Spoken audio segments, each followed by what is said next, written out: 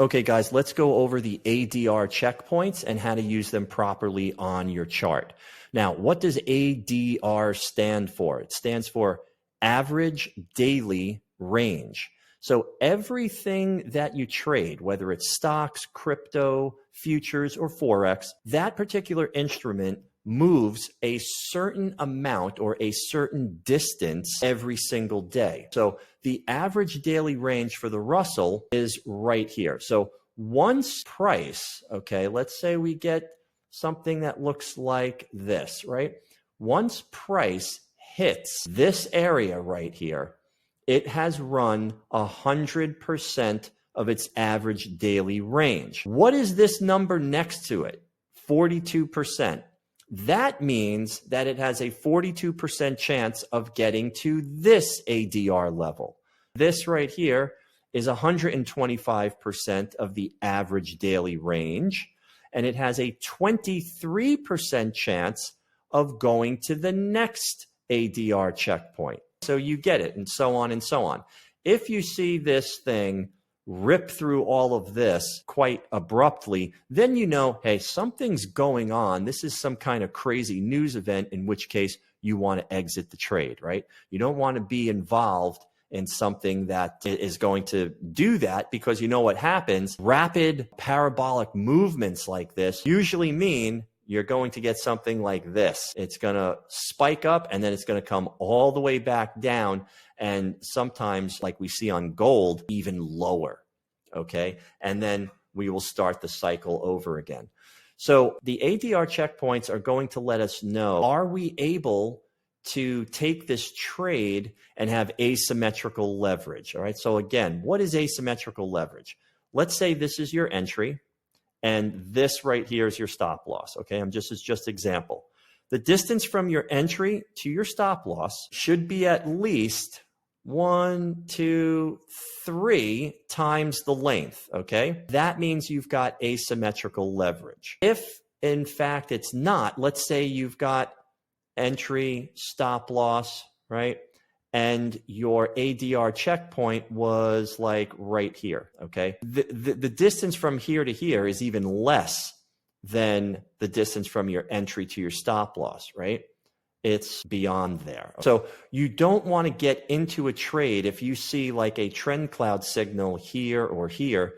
You don't want to get into that trade and then go boom and run right into a ceiling. So that is what's meant by asymmetrical leverage. We do not want to take trades unless we have a good distance away on that profit, because this is profit potential, right? We got into this trade on the Russell back here. Here's the TrendCloud signal. And at the time, we were looking at ADR checkpoints all the way down here, okay? And we were also looking at the daily chart. We got into the trade. Let me make a line here.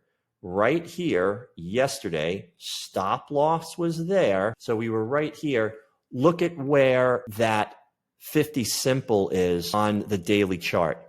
Let me make a line. Here's the 50 simple right there. Okay, that purple line. Look how far away that is from here all the way down to here. At the time, the ADR checkpoints were actually a little bit below that. So we had a really nice chance to get into this trade and take it all the way down to that 50 simple, that's major level of support, and the 100% ADR checkpoint. It came all the way down, hit that 50 simple, bounced around, and now is trying to make a move up. Let's examine that 15-minute chart real quick. See if you can find on this picture where the downtrend was terminated. Where was this downtrend terminated? I'll give you a few seconds. Okay, time's up. Right here. Okay. Do you see how we've got impulse correction? Impulse correction. Very, very short corrective moves, right? Short corrective moves, long impulses. Impulse correction. Impulse correction, impulse, boom, right here. This means that the downtrend has been terminated.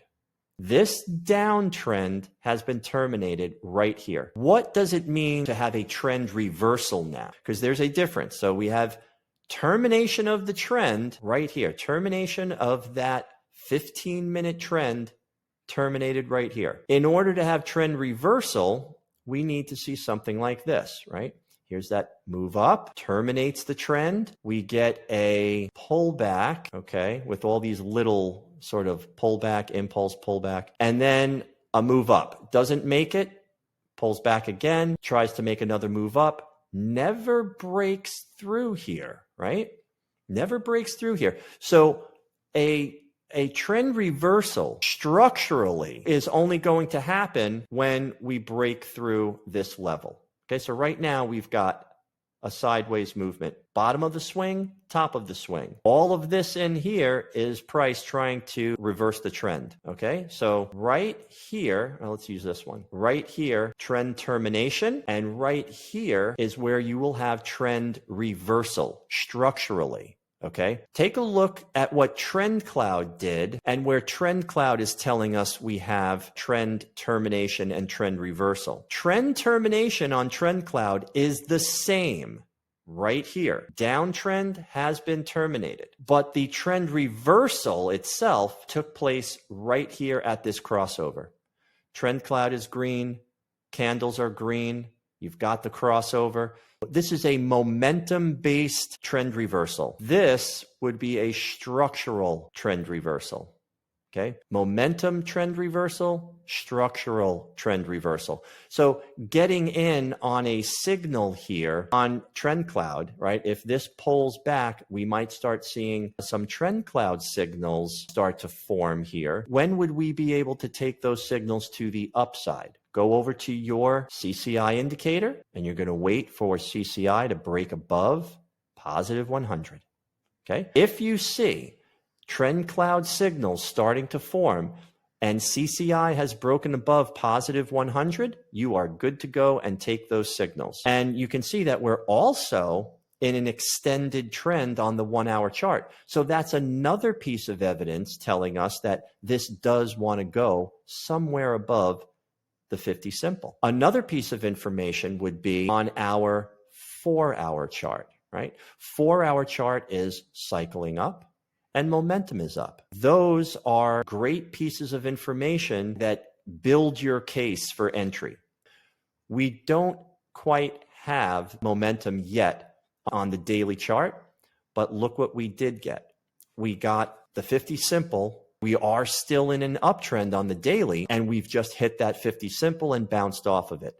So we could be looking at something like this, right? And the momentum and the trend is starting to show us this on the lower time frames.